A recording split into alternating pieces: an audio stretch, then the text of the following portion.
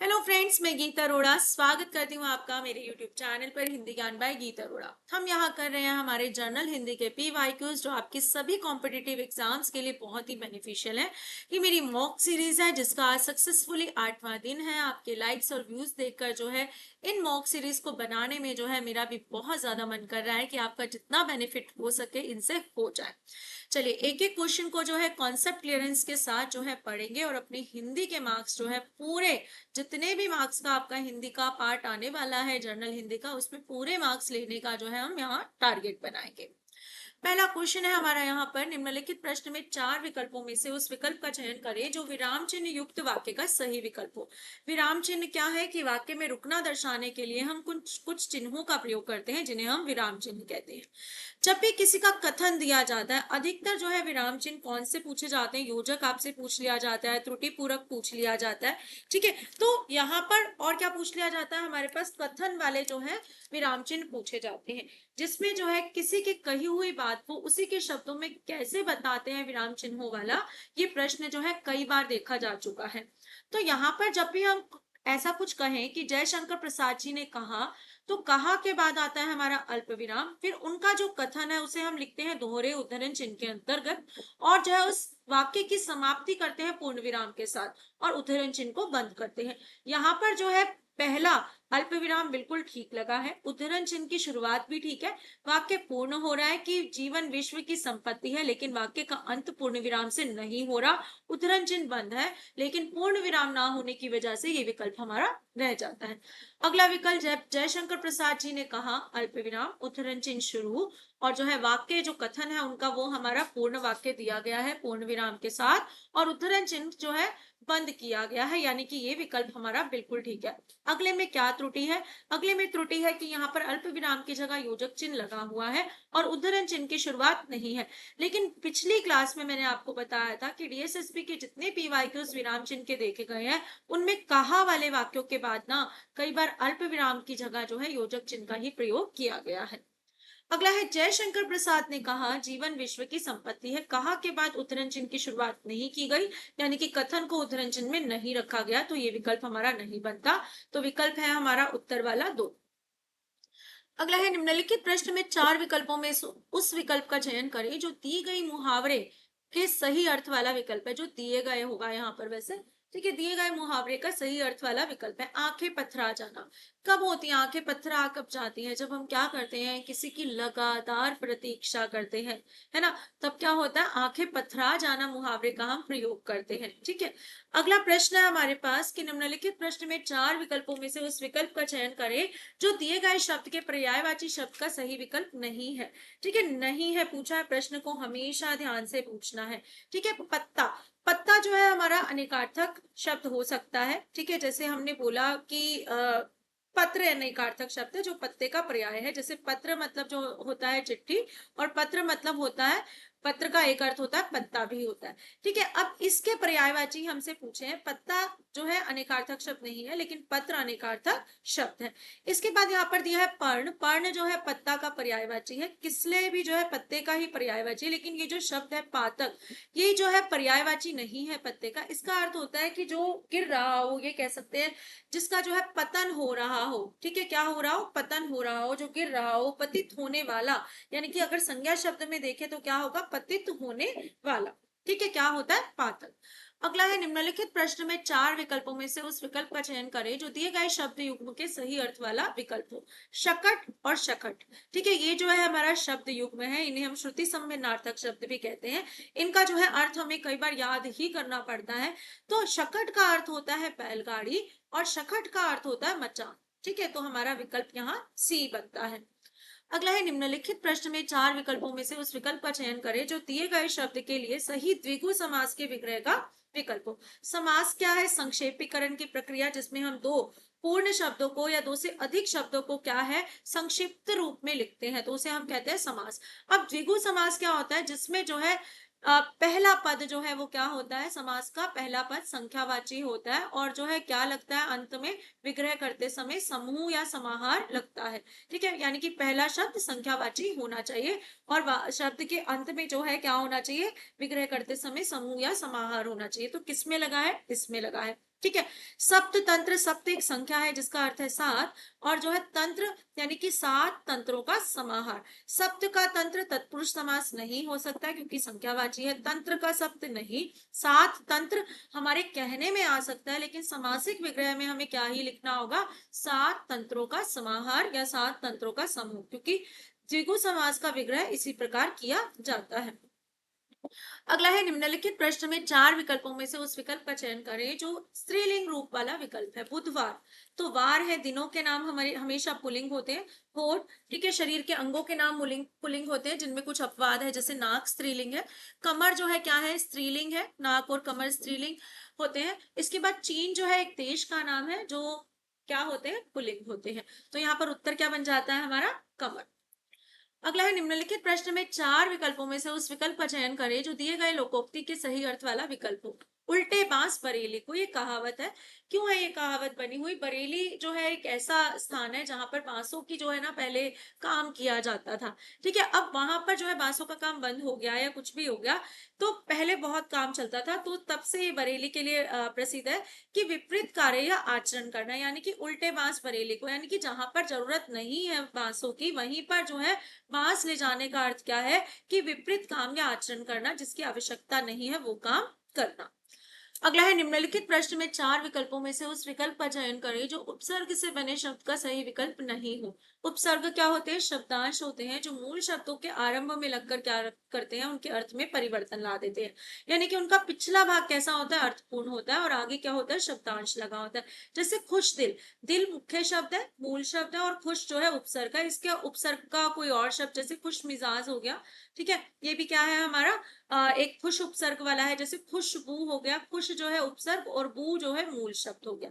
ठीक है, इसके बाद है फलित, फल शब्द है मूल और इसमें प्रत्यय जुड़ा है इत। नगण्य, न जमा गण्य, यानी कि जिसे गिना नहीं जा सकता। लापता, लापता मतलब ला जमा पता। ठीक है, जैसे लापता गंज हम बोल देते हैं। ला जवाब हमने बोला तो ला उपसर्ग और जवाब हमारा मूल शब्द। तो यहाँ पर किसमें जो है प्रत्यय लगा है या उपसर्ग नहीं लगा, तो हमारा पहला विकल्प बन जाता है। अगला है निम्नलिखित प्रश्न में चार विकल्पों में से उस विकल्प का चयन करें जो सही वाक्य भेद का विकल्प हो। वाक्य के भेद बार बार बता चुकी हूँ, अधिकतर जो है रचना के आधार पर आते हैं हमारे भेद। ठीक है, रचना के आधार पर वाक्य के मुख्य तीन भेद है। कौन सा, सरल, संयुक्त और मिश्र। सरल वाक्य में एक मुख्य क्रिया होती है और अब अंत से ही काल का पता चलता है, यानी कि आखिरी वाली क्रिया से ही काल का पता चलता है। संयुक्त वाक्य में दो स्वतंत्र वाक्य होते हैं, यानी कि उनको अलग कर दो तो पूरा अर्थ देते हैं और उनके बीच में जो है योजक शब्द लगे होते हैं। मिश्र वाक्य में क्या होता है, मिश्र वाक्य में जो है आपका दो स्वतंत्र वाक्य के साथ जो है एक प्रधान वाक्य और दूसरा उपवाक्य होता है, जो किससे जुड़े होते हैं, जो, वो, जिसे, उसे, क्योंकि या की शब्दों से जुड़े होते हैं। तो यहाँ पर अगर मैं देखूं तो मेरी पुस्तक खो गई थी पूर्ण वाक्य, अब मिल गई है पूर्ण वाक्य, और किससे जुड़ा है, हमारा जो है योजक शब्द से जुड़ा है लेकिन। किससे जुड़ा है, योजक शब्द लेकिन से। तो कैसा वाक्य हुआ हमारा ये, संयुक्त वाक्य। अगला है वाक्यांश के लिए एक शब्द बताएं आदि से अंत तक। आदि मतलब शुरुआत और अंत मतलब खत्म होना। ठीक है, आड़तिया क्या होता है, जो व्यापारी होता है। आलोच्य कौन होता है, वैसे तो आलोचक होता है, आलोचना करने वाले को कई बार आलोच्य कह देते हैं। अग्रसोची यानी कि जो पहले सोच लेता हो चीजों को। लेकिन आद्यो उपरांत यानी कि आदि जमा उपरांत क्या होता है, आद्यो उपरांत। ठीक है, संधि का नियम चलता है, आदि जमा उपरांत क्या बनता है, आद्यो उपरांत। तो आदि से अंत तक जो है इसके लिए ये शब्द इस्तेमाल किया जाता है। निम्नलिखित प्रश्न में चार विकल्पों में से उस विकल्प का चयन करें जो दिए गए शब्द के सही संधि विच्छेद का विकल्प हो। संधि विच्छेद करना तो जो है पहचानना आसान है। जैसे मात्राएं बताइए, अगर दो मात्राएं लगी हो तो हमारी कौन सी संधि होती है, वृद्धि संधि होती है, आसान है पहचानना। लेकिन जो है संधि विच्छेद करने में कई बार हमें ध्यान रखना पड़ता है चीजों का, कि ये जो बड़ा ए है ये किससे मिलकर बना होगा, ये ध्यान रखना है। ये मिलकर बना होगा कि पहले शब्द का अंत आ या आ हो और दूसरे शब्द का आरंभ ए या ए हो। ठीक है, ये होना चाहिए। तो यहाँ पर देखें तो पहले शब्द का अंत जो है यहाँ पर अ नहीं है, तो ये हमारा विकल्प नहीं है। यहाँ पर अ है, यहाँ पर ए है, लेकिन फिर भी ये हमारा विकल्प नहीं है क्योंकि दोनों शब्द सार्थक नहीं है। सार्थक शब्द कौन सा होता है? महा होता है, मह ना होकर क्या होता है? महा। ठीक है, अब यहाँ पर महा जमा ई लिखा है, ई की जरूरत नहीं है, हमें तो ए की जरूरत है, तो ये गलत है। तो क्या होगा? महा जमा ऐश्वर्य, क्योंकि दोनों शब्द जो है यहाँ पर सार्थक है। ठीक है, तो विकल्प बन जाता है हमारा सी। अगला है, निम्नलिखित प्रश्न में चार विकल्पों में से उस विकल्प का चयन करें जो विलोम शब्द का सबसे अच्छा विकल्प हो। विलोम शब्द यानी कि उल्टे अर्थ वाले शब्द। ठीक है, यहाँ पर क्या लिखा? अनभिज्ञ। अनभिज्ञ मतलब जिसको जो है ज्ञान ना हो। क्या जो प्रत्यय होता है या ज्ञा जो होता है वो किस लिए दर्शाया जाता है? हमारा ज्ञान के लिए दर्शाया जाता है। ठीक है, अनभिज्ञ मतलब जिसे ज्ञान ना हो, तो इसके लिए जो होता है शब्द क्या होता है? अभिज्ञ या अज्ञ। क्या शब्द हो सकता है? अभिज्ञ या अज्ञ। ठीक है, ये हमें याद रखना है। ठीक है, अभिज्ञ या विज्ञ, सॉरी, अभिज्ञ या विज्ञ हमें याद रखना है। ठीक है, तो ये दो शब्द हमें याद रखना है। नित्य का अर्थ क्या होता है? रोज। कुभिज्ञ का अर्थ क्या ले सकते हैं? कुभिज्ञ की वैसे यहाँ वर्तनी भी जो है सही नहीं लग रही है। कुभिज्ञ का अर्थ हो सकता है जिसे बुरा ज्ञान हो। ठीक है, ये हमें याद रखना है। अगला है, तरबूज शब्द का बहुवचन हमें बताना है। तो कई बार बहुवचन शब्द ऐसे होते हैं जो एक वचन भी समान होते हैं और बहुवचन भी समान होते हैं। जैसे छात्र शब्द है, छात्र आ गया या छात्र आ गए, तो एक ही बात है ना? तो तरबूज रखा है या तरबूज रखे हैं, तो एक ही बात है। तो बहुवचन का अच्छा विकल्प क्या होगा? हमारा ये होगा। वैसे ये भी बहुवचन रूप है, लेकिन ये प्रथमा विभक्ति का बहुवचन नहीं है, यानी कि ये तिर्यक बहुवचन माना जाता है जब ओ की मात्रा आ जाती है। हम किस में देखते हैं? नॉमिनी केस में देखते हैं, यानी कि तरबूज का सबसे पहला बहुवचन क्या होगा? तरबूज ही होगा। उसके बाद अगर इसके साथ विभक्ति लगे तो ये बनेगा, जैसे तरबूजों को रख दो।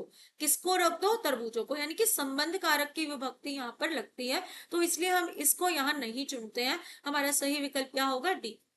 अगला है यहाँ पर कि मैं अपनी गाड़ी से चला जाऊंगा, सर्वनाम का भेद बताना है। जब भी अपनी आ जाए, ठीक है, तो किससे संबंधित होगा? अपनी गाड़ी, यानी कि निजता का बोध हो रहा है, तो क्या होगा हमारा यहाँ पर? निजवाचक सर्वनाम होगा। अगला है, अपना उल्लू सीधा करना। अधिकतर जो है माहौल यही रह गया है कि लोग सिर्फ अपना स्वार्थ सिद्ध करते हैं, सामने वाले के साथ कुछ हो उन्हें मतलब नहीं है। यानी कि क्या है यहाँ पर? अपना उल्लू सीधा कर लो बस, यानी कि अपना स्वार्थ, अपने मतलब से उनको काम होता है। अगला प्रश्न है कि 30 मार का बनना। ऐसी आपने मूवी भी देखी होगी ना, 30 मार का। कौन होता है 30 मार का? जो जो है टाइटल दिया है तो कुछ अच्छा ही होगा, पॉजिटिव ही होगा। जो अपने आप को बहुत शूरवीर समझता है उसके लिए क्या कहते हैं? 30 मार का। ठीक है, क्या बोलते हैं? 30 मार का। अगला है, निम्नलिखित प्रश्न में चार विकल्पों में से उस विकल्प का चयन करें जो प्रत्यय शब्द का सही विकल्प हो। प्रत्यय होना चाहिए उस शब्द में। अगर देखो शब्दों को देखें तो क्या है? संतोष। तो इसमें क्या है? सा के ऊपर बिंदी कई बार बताया, तो क्या होगा? सम जमा तोष होगा, याद रखना, चाहे आवाज ना की आ रही है, इसका नियम है। ठीक है, अगर अगला है असाध्य, तो अ उपसर्ग और साध्य प्रत्यय, ठीक है, जिसे साधा ना जा सके। इसके बाद है विजय, वी उपसर्ग और जय क्या है? हमारा मूल शब्द। अब चांदनी, तो क्या होगा यहाँ पर? चांद मूल शब्द है और नी क्या है? प्रत्यय है। क्या होगा? नी प्रत्यय, और चांद जो है मूल शब्द। तो उत्तर क्या बन जाता है हमारा? डी। अगला है, उतर गई लोई तो क्या करेगा कोई। लोकोक्ति का अर्थ हमें बताना है। ये रिपीटेड क्वेश्चन है, दूसरे एग्जाम्स में भी आया हुआ है, तो ध्यान रखना। ये वाली लोकोक्ति मैं पहले भी करा चुकी हूँ।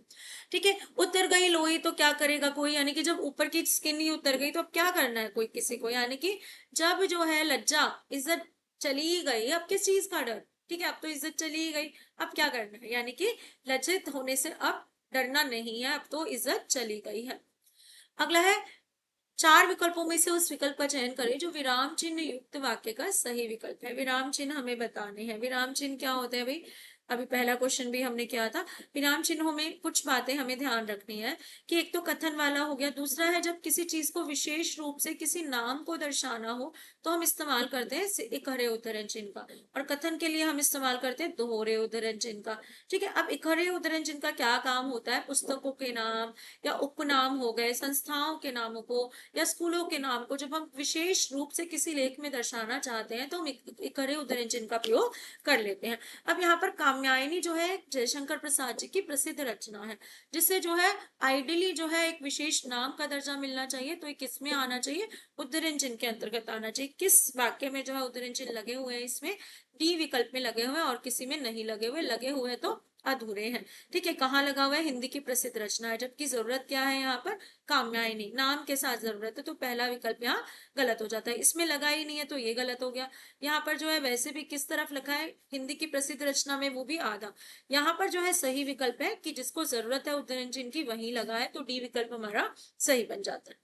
अगला है, निम्नलिखित 4 प्रश्नों में से उस विकल्प का चयन करें जो शुद्ध शब्द का सही विकल्प हो। शुद्ध शब्द यानी कि वर्तनी की दृष्टि से। अब मित व्यय को देख लेते हैं, मित व्यय। ठीक है, यानी कि इसके साथ ई प्रत्यय लगकर क्या बना? मित व्ययी, जो वर्तनी हमारी गलत है, छोटी ई नहीं आएगी इसमें।